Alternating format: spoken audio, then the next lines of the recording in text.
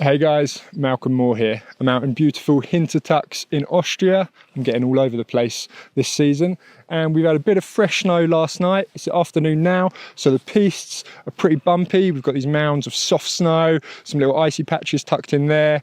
Off to the sides, we've still got some powder, but it's very tracked out. So in today's video, I want to talk to you about what you can do and some small changes you can make to your riding to help you charge through these conditions. So we're going to begin very quickly. Tip number one is to talk about posture.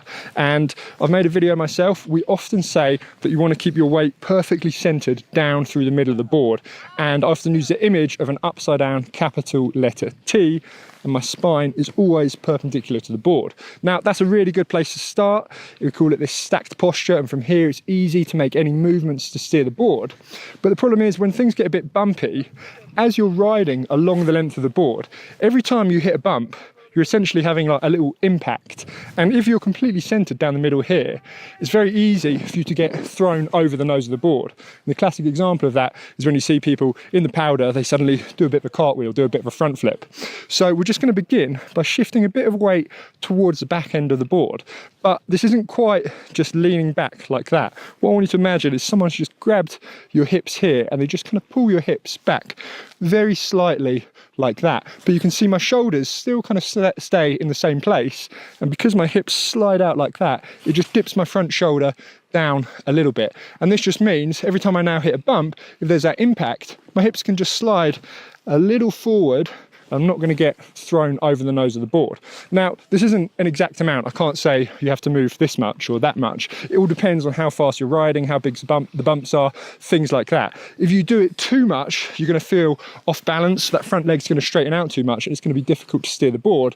But if you start to feel yourself getting knocked around over the front of the board, then you need to adjust and do it a little bit more. So we'll begin with that. We'll just make a few turns through some of the bumpy bits here. And even right now, as I drop into this first little compression here, boom, right there, just having my hips slightly back, that's just going to help me absorb those bumps. Right, so I'm just going to stop talking for a minute so I can do a better demo. Okay, pull the hips back, let's get into some turns.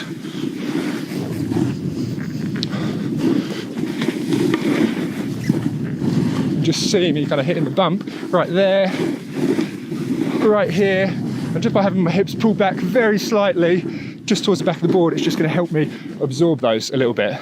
Now, I'm not going to ride for too long because tip number two really goes hand in hand with that one. And that is just to bring yourself into a slightly more forward-facing, open position. And the theory here is really the same. If I turn and face slightly forward and I'm traveling in that direction, again, any impact, if I want to kind of crumple and break at the waist, if I'm facing more in that direction, I can do that, but you see my overall centre of mass still stays over the top of the board. However, if I'm completely in line with the board, and let me just spin around with the toe side actually, because this happens much more on the toe side. So I'm on my toes going along, I'm totally in line with the board. If I hit a bump, I can't absorb it anymore with my front knee. What I'm going to do, I'm going to end up doing that. But if I'm dead in line with the board, that's just going to pull all my weight away from the board, and it's actually going to start sending my weight back down over my heels. It will kind of flatten the board. And if you ever find yourself kind of doing that on the toe edge in bumpy conditions, it's because you've broken at the waist forward like this. However, it's not a huge amount. If I just turn and face slightly forward, I can hit bumps now.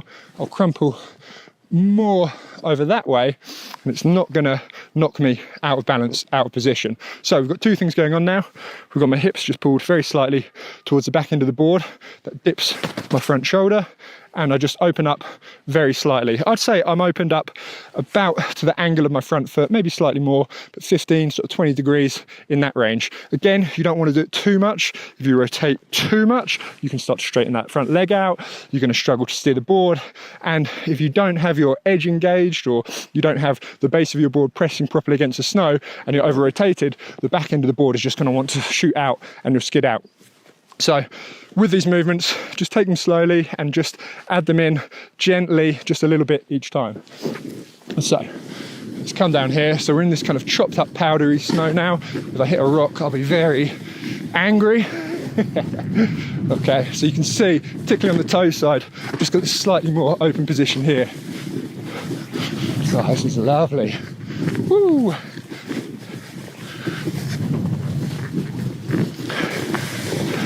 There we go, getting the rhythm. Oh, jeez. So you can feel you've got those icy bumps underneath as well, where the pea splashes have pushed the snow off the side. And I hit one up there, and because I was in that position, I was better able to absorb those bumps. Now, tip number 3. This one is less about changing your stance or changing this position, but it's more about what you should do whilst you're actually riding.